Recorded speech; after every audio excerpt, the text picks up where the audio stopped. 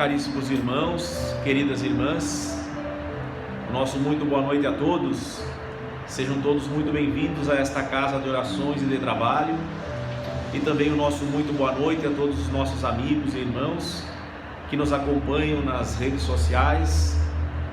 Que a paz do Mestre Jesus aqueça os nossos corações e que seu amor sublime nos envolva hoje e sempre. Convidamos a todos para nos acompanhar na leitura de uma página deste livro Sabedoria Todo Dia, de Lourival Lopes. Desenvolva a esperança. A esperança, para ser bem desenvolvida, precisa receber trato, boa visão das coisas, aceitação, crença. Analise bem a vida, o suceder dos dias e das noites, a precariedade das coisas materiais, e desenvolva uma esperança como alma eterna que você é. Um dia, todo o atual será passado. Olhe-se agora com justiça, com ausência de ideias negativas. Passe por entre as sombras e as lutas, a caminho de uma vida espiritual de luz e paz. Contente por estar entre os vencedores. A esperança, quando é forte, dá benefícios até mesmo após a morte.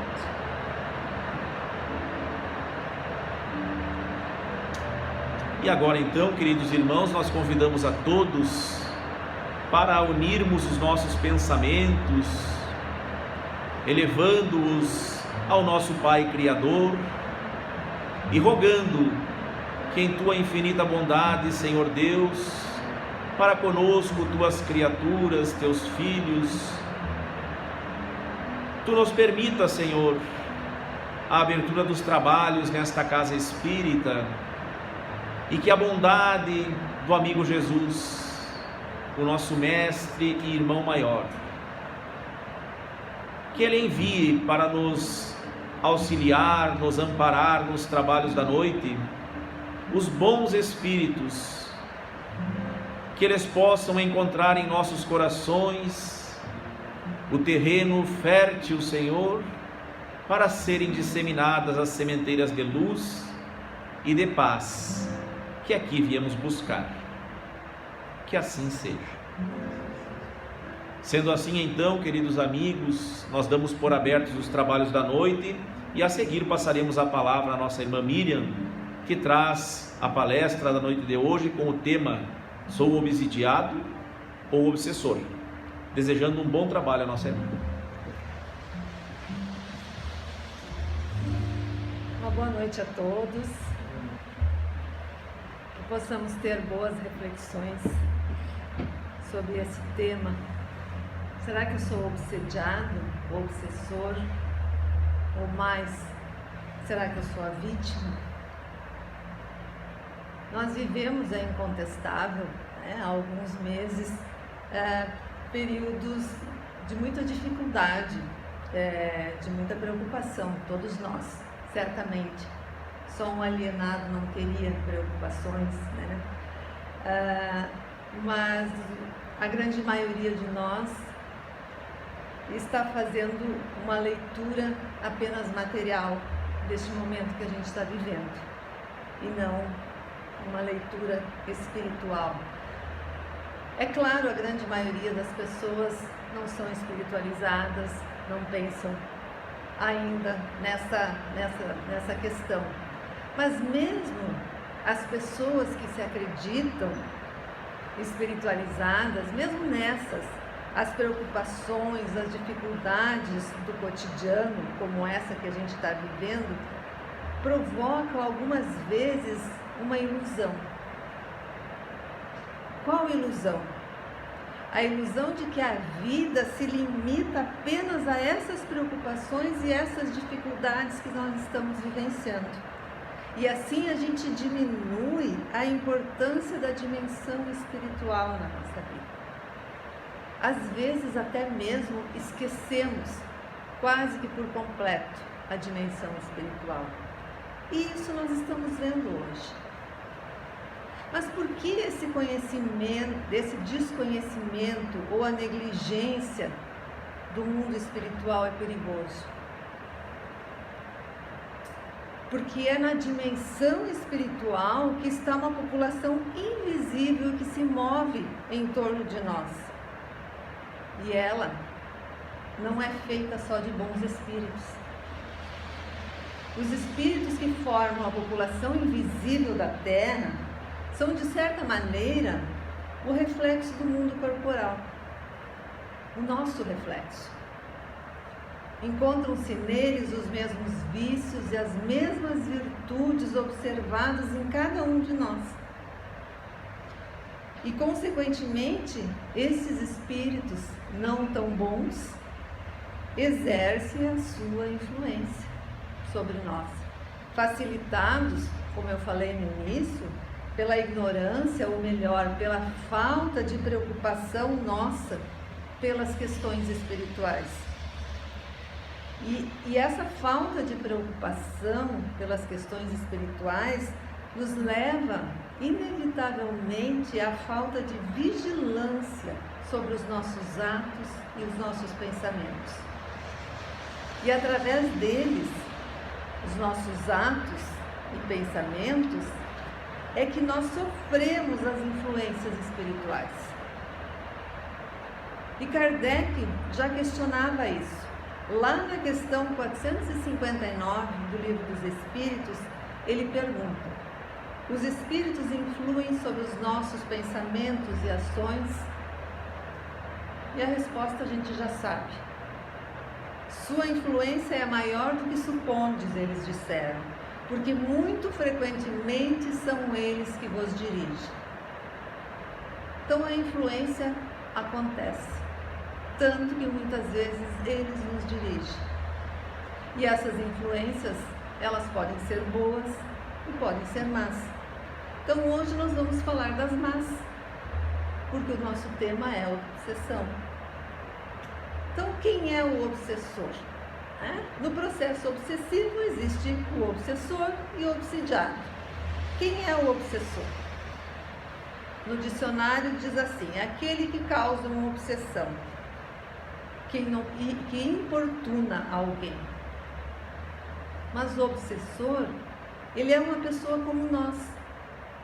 Não é um ser diferente, alguém que vive só de crueldades, e nem alguém condenado sem remissão pela justiça divina. E mais, ele não é um ser estranho a nós. Pelo contrário, muitas vezes é alguém que conviveu conosco, talvez com laços estreitos afetivos. É alguém, talvez até, que nós tenhamos amado no passado. E o obsessor é o irmão, aquele irmão a quem o sofrimento e os desenganos desequilibraram. E algumas vezes com a nossa participação.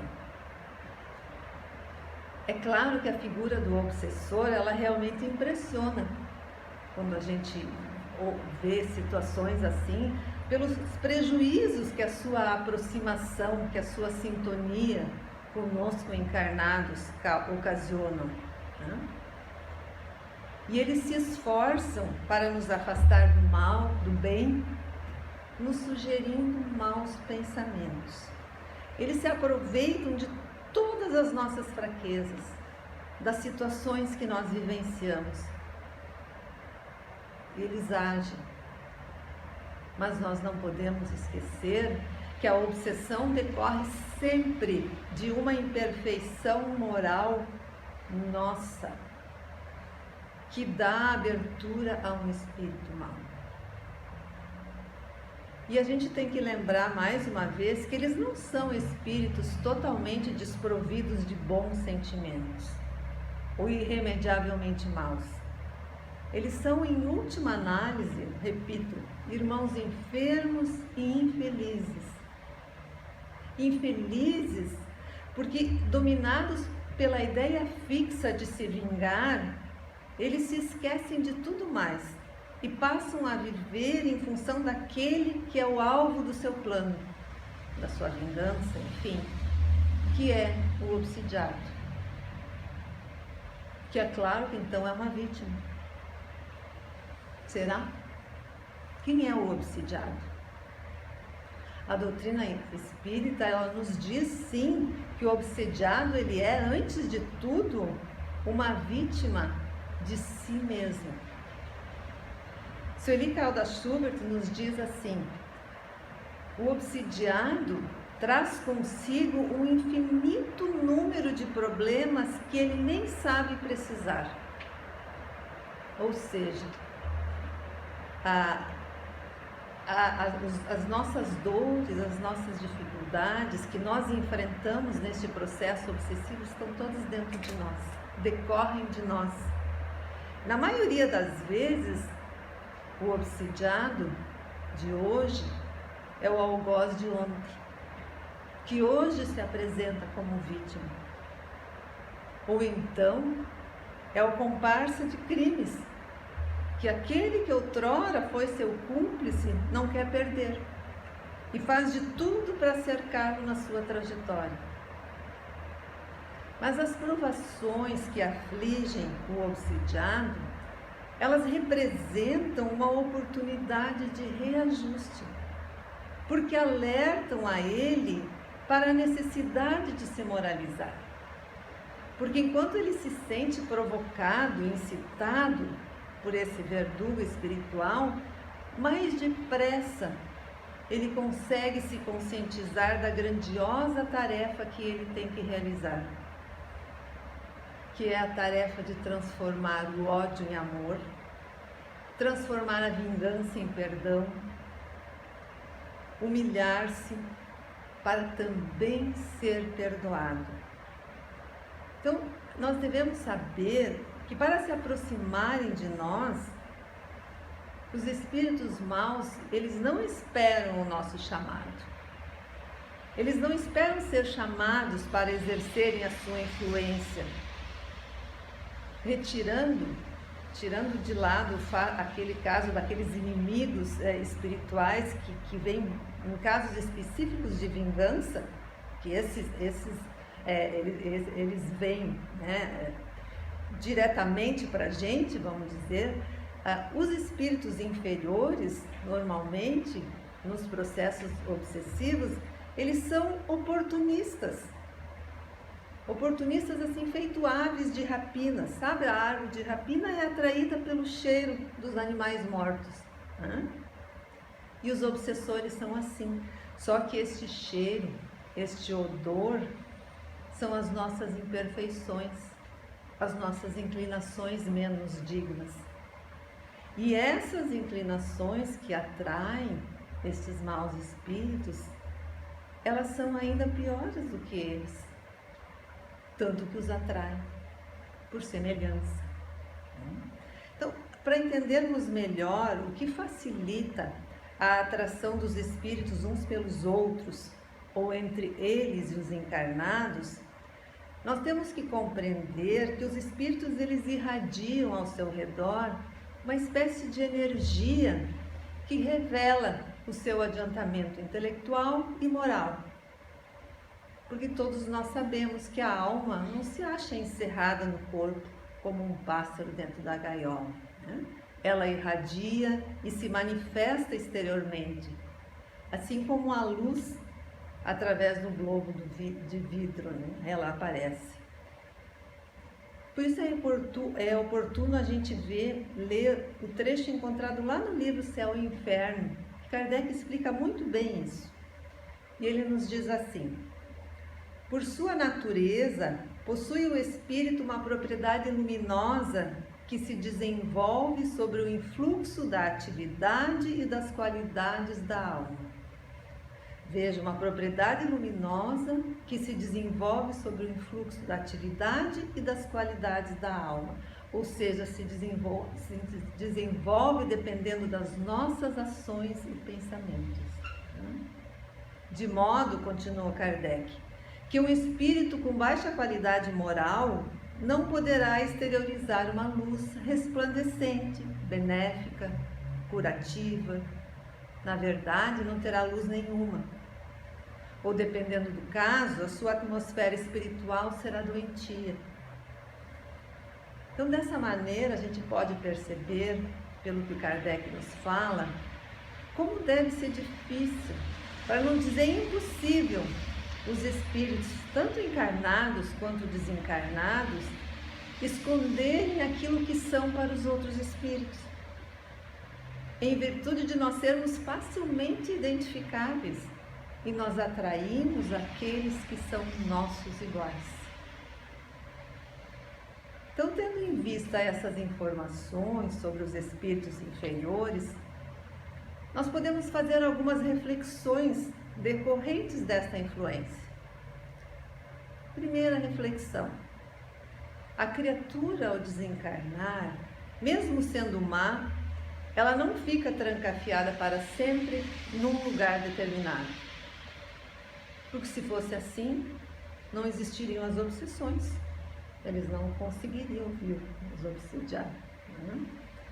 Então, a doutrina espírita, pelo ensino dos espíritos e pela prática mediúnica, ela põe por terra a ideia de um céu com aqueles níveis celestiais estanques, absolutos. Claro que é lógico que os espíritos eles ficam reunidos por simpatia de identidade, de interesse em algum lugar. É a lei da atração. Mas esse lugar ele vai ser sempre regido pela transitoriedade, porque todos os espíritos, tendo de obedecer mais cedo ou mais tarde à lei do progresso, terão que mudar e, consequentemente, mudarão de ambiente. É por isso que Kardec escreveu muito diretamente, assim, muito claro. Ele nos diz assim: a localização absoluta das regiões de pena, das penas e das recompensas, só existe na imaginação do homem. O céu e o inferno só existem na nossa imaginação. Então, essa é uma reflexão importante. Segunda reflexão: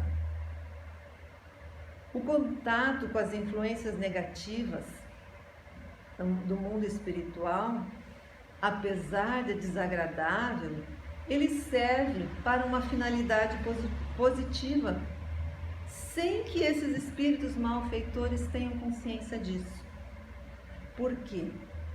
Ao odiarem, esses espíritos estão oferecendo às vítimas, a nós, a oportunidade do perdão, a oportunidade da retribuição do mal com o bem, lembrando aquela conhecida passagem do Evangelho: amai os vossos inimigos, fazei o bem aos que vos odeiam e orai pelos que vos perseguem e caluniam. Isso também é perfeitamente aplicável aos espíritos obsessores. Engana-se, porém, quem pensa que esse serviço, se dá para se dizer assim, bom serviço que os espíritos maus produzem sem perceberem, engana-se quem acha que os exime da responsabilidade por seus atos, ou que os torne mais nobres, porque aí temos que voltar a lembrar outra passagem do Evangelho que diz: ai do mundo por causa dos escândalos, pois é necessário que venham escândalos, mas ai do homem por quem o escândalo venha. E mais adiante ainda diz: é necessário que o escândalo venha, porque estando em expiação na terra, os homens se punem a si mesmos pelo contato de seus vícios, cujas primeiras vítimas são eles próprios e cujos inconvenientes acabam por compreender. É admirável, a sabedoria divina, que de um mal tira um bem, pois oferece à criatura terrena a oportunidade de entrar em contato com o mal, mas lhe dá também a oportunidade de resistir e com o consequente fortalecimento do caráter e o aprimoramento do espírito. É como aquele lutador que precisa de alguém para lutar porque assim vai se tornar mais forte contra o seu adversário mais tarde. Então é dessa maneira que aquele que se libertou da obsessão, ele é forte. E ele é visto assim pelos espíritos maus, com temor e com respeito. E neste momento, a obsessão encerra. Quando nós somos mais fortes que o nosso adversário, neste sentido, né, de aprimoramento do espírito e fortalecimento do nosso caráter. Terceira reflexão. A possibilidade de nós fazermos o mal ou o bem revela o livre-arbítrio dado por Deus a todas as criaturas e revela também como essa liberdade é importante na evolução de cada um. Pois se Deus, através dos seus mensageiros, fosse impedir toda vez este ou aquele ato infeliz que nós porventura fôssemos cometer, nós não ganharíamos experiência com os nossos próprios erros e o mérito de resistir ao mal ficaria comprometido. Porém, se engana quem acha que nós estamos sozinhos nessa luta contra as influências, porque nós sabemos que todos nós contamos com um espírito protetor que nos induz sim bons pensamentos e que age em nosso favor para que nós venhamos a permanecer no caminho reto, mas sem tolher a nossa liberdade ou o nosso livre-arbítrio. Claro, o espírito protetor ele pode até expulsar ocasionalmente os espíritos inferiores que desejam nos envolver. Porém, a liberdade maior de fazer isso é e sempre será de nós mesmos, pela prática do bem, pela vivência do amor e principalmente pela perseverança no objetivo de tornarmos pessoas melhores. Só que a gente tem que ficar atento, porque os espíritos maus, eles não vão embora quando a nossa boa vontade ou a nossa boa intenção são apenas superficiais e passageiras. Não, isso eles dizem lá na questão 498, os espíritos dizem a Kardec, não, que eles ficam à espreita quando a nossa boa intenção é passageira ou é superficial, eles ficam sim à espreita, esperando um momento propício, como o gato que tocai o rato, palavra dos espíritos. E este momento propício certamente varia de pessoa para pessoa, mas esse momento propício em que eles podem realizar a tocaia, normalmente se apresenta ou quando os problemas aparecem na nossa vida, ou quando nós vivenciamos situações em que os nossos impulsos inferiores podem ser satisfeitos. São as duas situações onde eles conseguem penetrar, né? Digamos assim, na nossa energia. A gente pode ver então que o assédio do mundo inferior, ele revela uma verdadeira batalha espiritual. E ela se dá na vida diária de todos nós, sem que muitos de nós tenham a consciência disso. Os que se deixam levar pelas drogas, pelos desvarios do sexo, pela violência, pelo crime, pelo desânimo excessivo, pela vaidade, pelo apego às coisas materiais em detrimento das espirituais, são os irmãos que estão perdendo essa batalha. E os espíritos inferiores se alegram, pois nesses casos eles encontram semelhantes e pela lei da sintonia o processo se completa. Mas por outro lado, há aqueles que vigilantes não desistem, que mesmo caindo em erro, e todos caímos, voltam a erguer-se, que mesmo tendo consciência da triste verdade de que certas fraquezas têm raízes profundas na nossa alma, e que são difíceis de vencer, mesmo assim não desanimam na busca de horizontes mais altos. Esses sim, esses são os que estão vencendo. São os homens e mulheres de bem.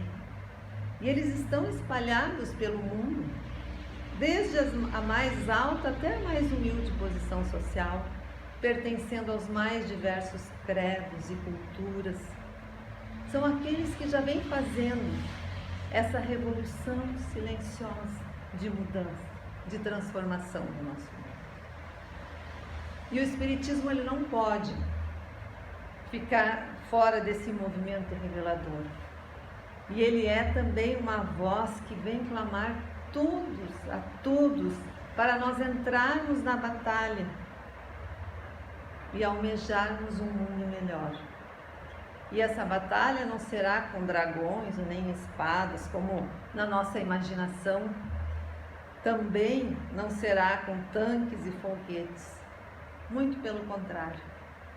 Ela precisa apenas de uma armadura indestrutível, que é a armadura do amor e do esclarecimento. Os nossos grandes objetivos de conquista. Então, nós não podemos nos esquecer que a obsessão, ela é uma estrada de mão dupla. O obsessor se liga ao obsidiado porque este se sintoniza com o obsessor. Ambos têm responsabilidades e nenhum é simples vítima sem motivo. Como nós vimos, são muitas as razões que definem o assédio obsessivo entre dois seres. Às vezes, quando uma das partes procura se melhorar, ela incomoda a outra. Como essa não consegue acompanhá-la, então ele se empenha em convencê-la de que o esforço de renovação é tempo perdido. E a gente vê muitas pessoas, e a gente vivencia, já vivenciou muitas vezes, de um esforço para uma mudança, um trabalho voluntário, algo bem, e a desistência. Eles percebem quando a gente ainda não está firme e conseguem fazer com que a gente dê uma parada na nossa escala evolutiva.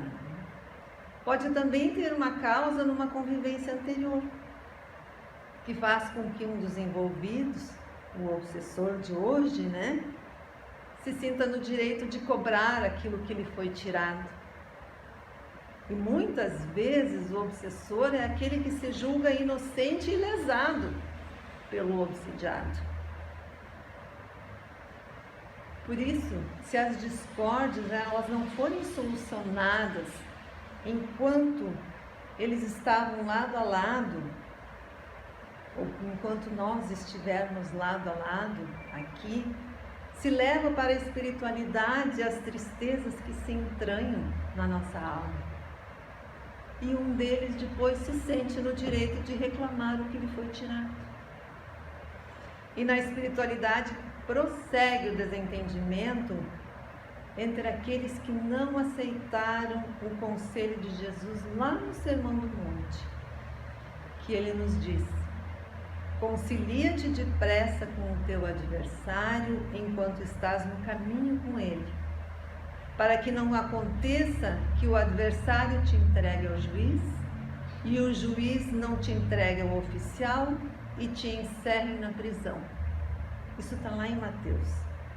E essa prisão, além dos traumas da consciência, que é uma grande prisão, é também a obsessão. É uma das prisões a que Jesus se referia nesse texto. Então é feliz aquele que não tem mal algum a corrigir e a se lamentar, porque ele sai da encarnação com tudo resolvido. Seremos muito poucos. Muitas mágoas também nascem da ingratidão e da inveja. Tem um ditado popular que diz que a inveja é a homenagem ao valor e que o favor recebido hoje é a véspera da ingratidão. Então, feliz quem consegue ser grato e que não se diminui por um favor recebido. Porque na nossa caminhada pela vida, nós damos e nós recebemos. E nós vamos deixando rastros. As sementes lançadas por cada um de nós, elas podem ser boas, podem ser más, e podem cair em terrenos férteis ou estéreis. E é dessa forma que nós vamos colecionando amigos e desafetos. Às vezes uma semente boa cai no terreno mau, uma semente mau cai no terreno bom, e às vezes a boa cai no terreno bom também. E assim a gente vai construindo as nossas relações. Por isso, as inimizades ainda são inerentes à vida. Até porque a vida não nos permite ainda ter somente alegrias. Porque nem todas as nossas sementes são boas e os nossos terrenos não são totalmente férteis. Então nós precisamos cultivar à nossa volta amigos em vez de obsessores. A escolha é nossa. A mudança cabe a cada um de nós. Por mais difícil que pareça, ela é necessária.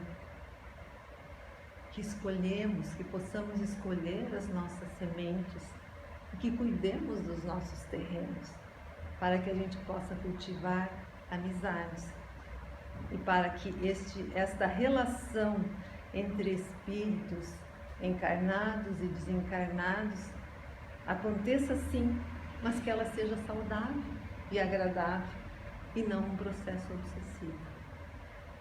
Eu espero que essa reflexão sirva para que a gente repense muitas situações vivenciadas e principalmente para que a gente trabalhe dentro dos nossos corações o perdão por nós e pelo próximo, seja ele aquele que está ao nosso lado encarnado ou aquele que está ao nosso lado ainda no mundo espiritual. Uma excelente noite para todos.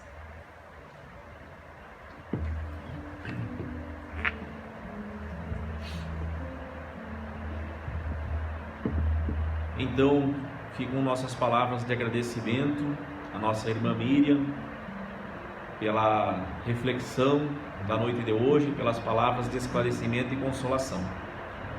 E agora, então, convidamos a todos para nós orarmos e agradecermos a Deus pela oportunidade do trabalho que aqui nós nos fizemos presentes. Senhor Deus, queremos te agradecer, Senhor, do fundo dos nossos corações, por mais esta demonstração de tua bondade para conosco, teus filhos em caminhada evolutiva, em nos permitir, Senhor, que estivéssemos na noite de hoje reunidos nesta casa espírita, amparados pelos benfeitores espirituais que dirigem os trabalhos desta instituição de luz e de amor. Que cada um de nós possa receber, Senhor, as vibrações benéficas, os bálsamos salutares que esses irmãos do mundo maior direcionam de acordo com as nossas necessidades, e que o amigo Jesus, nosso irmão maior, esteja sempre a disseminar sobre todos nós, humanidade terrena, a sua luz e a sua paz. Que assim seja. Uma boa noite a todos e um feliz retorno até os vossos lares.